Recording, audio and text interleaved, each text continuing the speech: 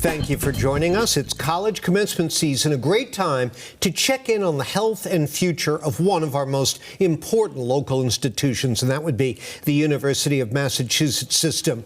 With our guest, the head of the 5 universities within it, former Congressman Marty Meehan, now entering his second decade as president. It's hard to tell, Marty. Thanks for being here. Second decade. Well, your hair was white when you came in, so it's been hard to tell if you're aging or not. Yes, this is my 11th year in the job. Well, congratulations. Thank you. That's a long time.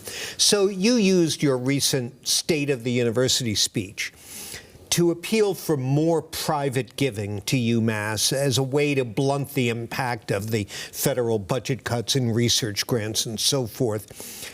I'm curious, what's the biggest challenge you face getting alumni and others to donate to UMass, and can you ever really hope to make up for what the feds are cutting? No, I don't think you can make up for what the feds are cutting, but at the same time, we're constantly trying to get our alums and trying to get people within the Massachusetts community to support UMass, and you know, we've been able to do that effectively. Over the period of the time I've been president of the system, we've actually doubled our endowment, and we're now approaching $2 billion in endowment. Now, so how do you do that? What's the key part of your elevator pitch?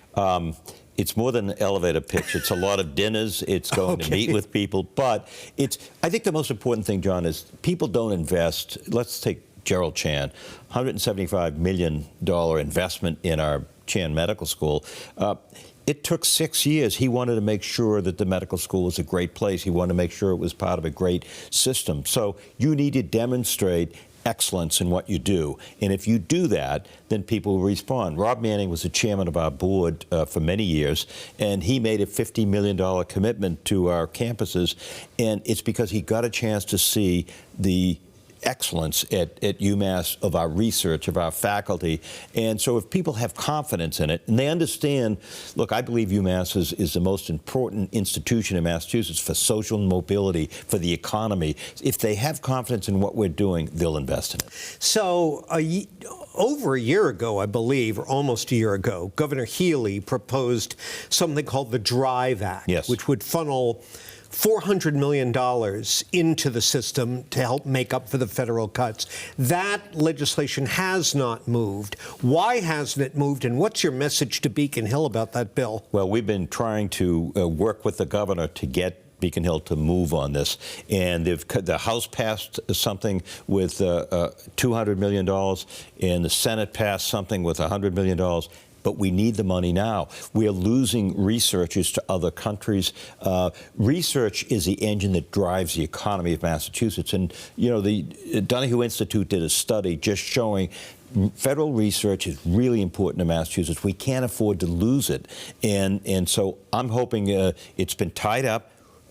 Frankly, UMass, the research institutions need the money. UMass is the research institution for Massachusetts.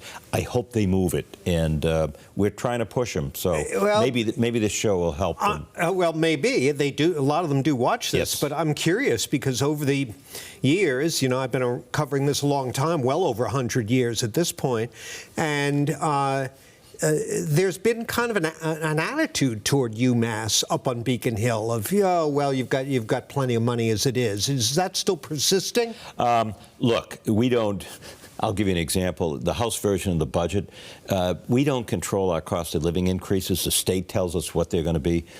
They didn't even fund the cost of living increases that are required that we have to give our employees. We want to give our employees reasonable cost of living increases, right, but they ought to give us the money. So it's always a challenge with money. Yet on the other hand, the House has the BRIGHT Act, which is an investment in infrastructure, in buildings at UMass. We need that. We need the DRIVE Act too, to serve as a bridge. Look, the research policy coming out of the federal government doesn't make sense. It's hard to make heads or tails of it. I could tell you from years of experience in Washington, Republicans support research just as much as Democrats do.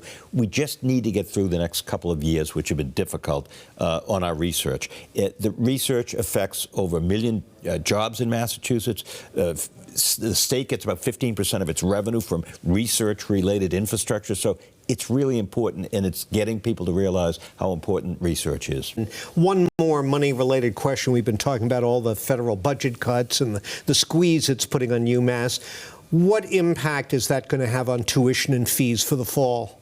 Well, I mean, we're hopeful that we can keep tuition fees under the rate of inflation. Inflation is running at 3.8%. It's probably reasonable that there's going to have to be increases, but one of the things we're doing since I became president, I've increased the number of need-based financial aid by 90%. This year, we're going to put $450 million into need-based financial aid for in-state students. What does that mean? 1/3 of the students that attend UMass, 1 in 3, are paying zero in tuition and zero in fees.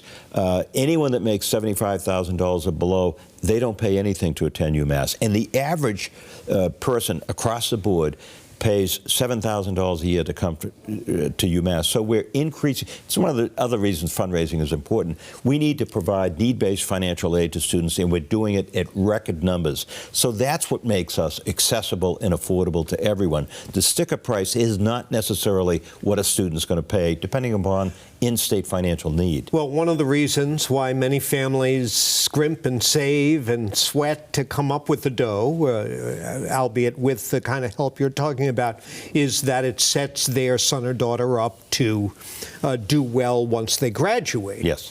We were just talking beforehand about how students at commencements have been booing speakers who speak glowingly about AI, artificial intelligence, because AI is eating up a lot of the entry-level jobs that they hope to get when they graduate. How big a problem is this? It's a challenging time. A year and a half ago, I established an AI task force with all the experts on our 5 campuses to figure out what should we be teaching students and what do we need to do about it. How can you use it in a way that's productive? But on the other hand, look, we want to make sure all of our programs that people do experiential learning have an opportunity for jobs. We have a great track record in graduating people who get jobs.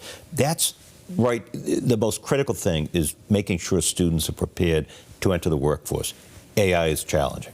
Well, the financial challenges that are facing higher ed exist across the board. There's a casualty out in the Pioneer Valley, yes, and that's Hampshire College, that's which right, is going belly up. There was all sorts of talk about possibly saving it. I don't know what's happening with that, but what went wrong with Hampshire College's model? Well, the business model didn't work. I've said on this show a number of times, warned about the fact that demographics shifts. Yeah. There are fewer and fewer college students because the number of students graduating from high schools in the northeastern part of the country is going down and going down quickly. Some of these non-elite private colleges, they're discounting at too high of a rate. I will tell you that UMass Amherst is working closely with students there. We waive the fee for students that want to transfer. We've had 161 students that we waive fees for who are going to become transfer students. So we're making adjustments so that we can take some of these students in and make sure that they get a degree. You know, I saved this question for last, and you didn't think you were going to get in and out of here without me asking about it. Isn't it time for UMass football to drop down to a lower division level where it can compete? Well, they just got into the MAC conference, which the folks at UMass Amherst in athletics feel that this is the right conference. It's still Division I. It is. It is Division I. We're going to see how this season goes, but see how attendance goes. But they're committed to trying to make it work, and we'll see how the season goes. I will tell you, those are decisions that I leave for the campuses, but they are confident that they can be competitive in the MAC League, and we'll see this year. Well, I think I speak for all Massachusetts residents. We love it when the local schools do well. So good luck with that, and thank you for being here. Thank you, John. Great to join you again. Appreciate it. President Marty Meehan of UMass. That's all our time for this week.